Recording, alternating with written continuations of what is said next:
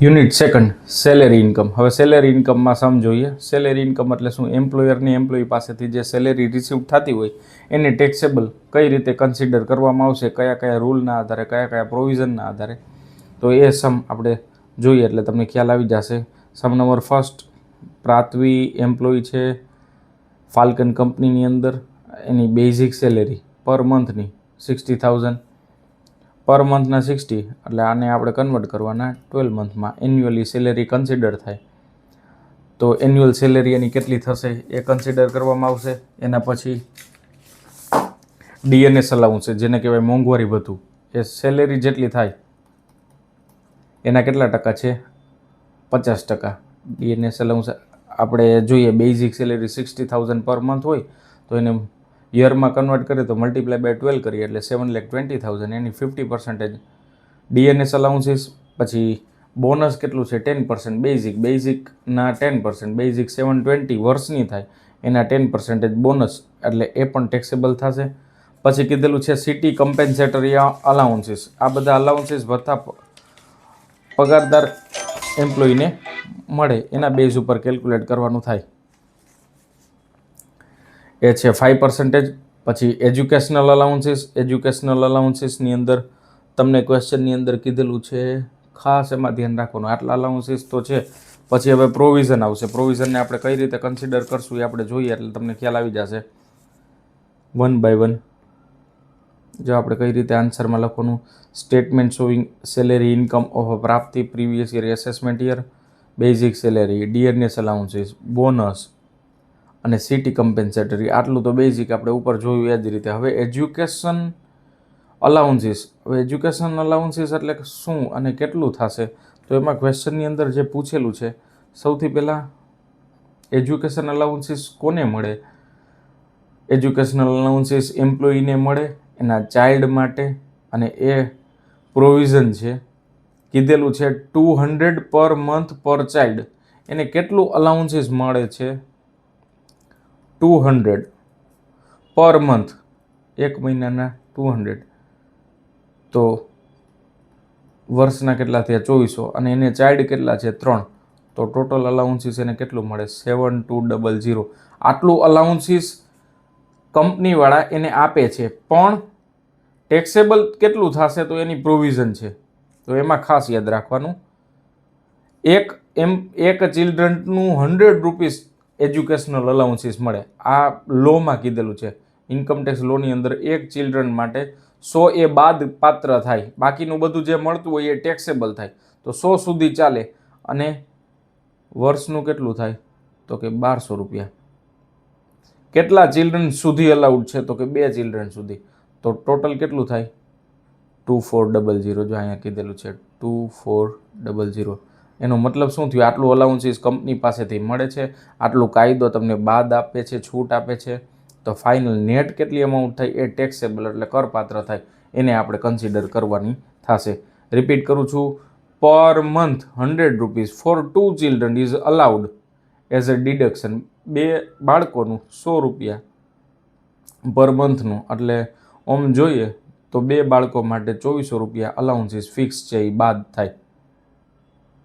પછી કીધેલું છે employer contribution to recognise provident fund. Provident ફંડમાં એમ્પ્લોયરનું કોન્ટ્રીબ્યુશન, અને એ કેટલું છે? 14% ઓફ બેઝિક સેલેરી. બેઝિક સેલેરીના કેટલા પર્સન્ટેજ કીધેલા છે? 14%. 12% સુધી જે છે એ બાદ મળે. બાકીનું જે વધારાનું ફંડ એને કન્ટ્રીબ્યુટ કરેલું છે એ ટેક્સેબલ થાય. તો 12%થી ઉપરનું કેટલું ફંડ થાય? તો કે 12%થી ઉપરનું 14% થાય. એનો મતલબ શું કે એમ્પ્લોયી છે એ 14% કટ કરે છે એની સેલેરીમાંથી, તો સરકાર એને 12% સુધી છૂટ આપશે કે તમે કટ કરી શકો. બેઝિકના, બેઝિક કેટલું છે? જો 720 બેઝિક, એના 2% છે એ ટેક્સેબલ થઈ જાય. શું કામ? 12% સુધી હોય તો કાંઈ ટેક્સ ન આવે. 12%થી 12.5 થાય તો 0.5 આવે. અહીંયા 12%થી કેટલું વધે છે? તો કે 2% વધે છે, એટલું અહીંયા ટેક્સેબલ થશે. તો એ અમાઉન્ટ અહીંયા લખવી પડે. અને એવી રીતે છે ઇન્ટરેસ્ટ. ઇન્ટરેસ્ટ 9.5% સુધી બાદ મળે. અને અહીંયા ક્વેશ્ચનમાં તમને કીધેલું છે ઇન્ટરેસ્ટ 10.5%. તો 10.5% એટલે 1% વધારાનું ઇન્ટરેસ્ટ છે એ ટેક્સેબલ થઈ જશે. અને 1% એ કઈ રીતે થાય તે 21,000 ડિવાઇડેડ બાય 10.5% કરો, મલ્ટીપ્લાય બાય 1 કરો એટલે 2,000 તમને મળે. એનો મતલબ શું? 9.5% સુધી ટેક્સ નહીં તો 9.5 થી 10.5 એટલે 1% ટેક્સેબલ થઈ જાય. આ બેમાં ખાસ યાદ રાખવાનું, આ બે એક્ઝામમાં ઘણી વખત પૂછાય. પછી સર્વન્ટ અને સ્વીપરના જે કાંઈ અલાઉન્સીસ આપતા હોય એ ટેક્સેબલ, એમાં કાંઈ બાદ નથી. ક્લબની ફી પેઇડ કરે એમ્પ્લોયર એ પણ બાદ ન થાય, એ ટેક્સેબલ થાય. તો એનો મતલબ એવો કે સરકારના ચોપડે, ઇન્કમટેક્સના ચોપડે આની સેલેરીની આવક કેટલી થશે? 12,54,200 એ ગ્રોસ આવક. એમાંથી 2 ડિડક્શન બાદ થાય. એક તો સ્ટાન્ડર્ડ ડિડક્શન, સરકાર દર વર્ષે વધારો ઘટાડો કરતી હોય. આજ વખતે 75,000 છે, 50,000 તમે લખો તો ચાલે. પ્રીવિયસ એસેસમેન્ટ યર અને પ્રીવિયસ યરમાં આટલા હતા 50,000, અને 50,000 છે ને 75,000 છે. ઓલ્ડ પ્રોવિઝનમાં 50,000 છે એ લખો તો પણ ચાલે. એ સરકાર દર બજેટમાં ફેરફાર કરતા રહેતા હોય. અને પ્રોફેશનલ ટેક્સ, જે સેલરીડ એમ્પ્લોયી હોય એને દર મંથ પર મંથ 200 રૂપિયા કટ થાય, અને એ ટોટલ 2400 માઇનસ થાય. તો ટોટલ આ કેલ્ક્યુલેટ કરેલી ઇન્કમ એમાંથી 52,400 ડિડક્ટ થાય, એટલે નેટ ટેક્સેબલ ઇન્કમ એની સેલેરીની થાય 12,01,800. પછી સેકન્ડ સમ, રાકેશ સેલ્સ મેનેજર છે, એલજી કંપનીમાં પૂનામાં કામ કરે છે, અને સેલેરી છે બેઝિક સેલેરી.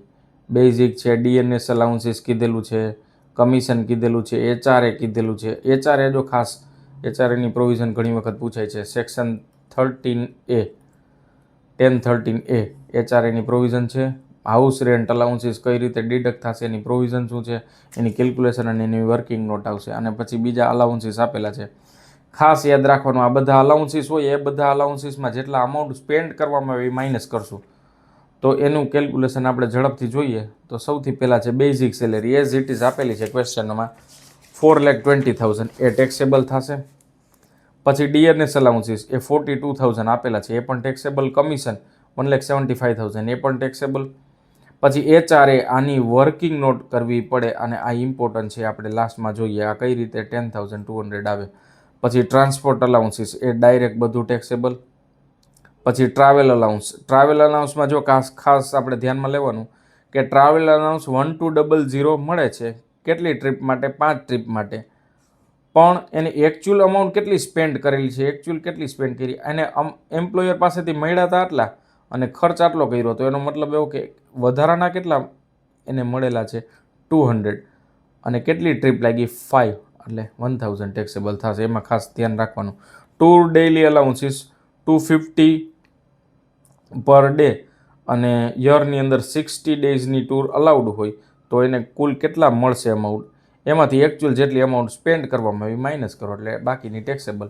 યુનિફોર્મમાં પણ સેમ. રિસર્ચ અલાઉન્સ એમાં માઇનસમાં આવશે. શું કામ? કારણ કે જેટલું અલાઉન્સ મળે છે એના કરતાં એને વધારે સ્પેન્ડ કરેલા છે. જો અહીંયા આ ક્વેશ્ચનમાં એને એમ્પ્લોયર પાસેથી મળે છે 7,200 રિસર્ચ માટે, પણ એને સ્પેન્ડ જ 9,000 કર્યા, તો ટેક્સેબલ ન થાય. એટલા માટે નહીં લાવે કે અમાઉન્ટ મળે છે એના કરતાં એ ખર્ચ વધુ કરી નાખે છે. પણ નેગેટિવમાં નહીં લખવાનું, અહીંયા એ ખાસ યાદ રાખવાનું. ચિલ્ડ્રન અલાઉન્સીસ આપણે સમજાય એમ જ, એક ચિલ્ડ્રનના 100 રૂપિયા, અને મેક્સિમમ કેટલા ચિલ્ડ્રન અલાઉડ છે? 2 ચિલ્ડ્રન.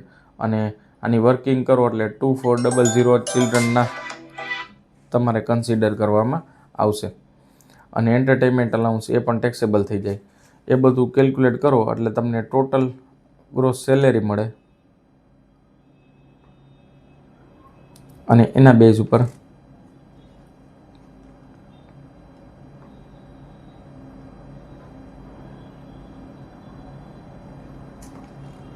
ફાઇનલ તમને નેટ ટેક્સેબલ સેલેરી મળી જાય. હવે આપણે સમજીએ એચઆરએનું કેલ્ક્યુલેશન. એચઆરએમાં ખાસ ધ્યાન રાખવાનું છે. એચઆરએનું કેલ્ક્યુલેશન બહુ અગત્યનું છે. એચઆરએ એટલે હાઉસ રેન્ટ અલાઉન્સીસ.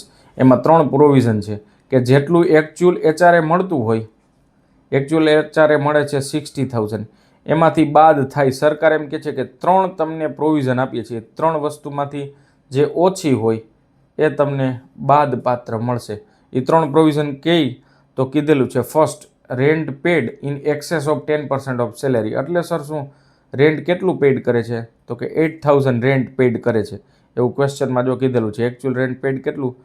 તો એકચ્યુઅલ રેન્ટ એ પેડ કેટલું કરે છે? તો કે 96,000 માઇનસ 10% ઓફ સેલેરી અને ડીએ એ કેટલું થાય? તો એ થાય 46,200. તો 96,000માંથી 46,200 માઇનસ કરો એટલે તમને અમાઉન્ટ મળે 49,800. આ પ્રોવિઝન જ છે. આ જ રીતે કેલ્ક્યુલેટ કરવું પડે. 1013 એની અંદર હાઉસ રેન્ટ અલાઉન્સની કેલ્ક્યુલેશન આ રીતે થાય. પછી સેલેરી, જેટલી સેલેરી છે બેઝિક પ્લસ ડીએ એના 40%. મેટ્રો સિટીમાં 50% આવે અને મેટ્રો સિટી સિવાયના આ પુણે સિટીની વાત છે એટલા માટે 40% 1,80,000 આમ 49,800 આવ્યો. અને એકચ્યુઅલ એચઆરએ જે મળતું હોય આ ત્રણેયમાંથી જે લોઅર હોય એ એકચ્યુઅલ મળ્યું હોય એમાંથી બાદ થાય. આ બાદ કોના મુજબ? ઇન્કમટેક્સ મુજબ, ઇન્કમટેક્સની પ્રોવિઝન મુજબ.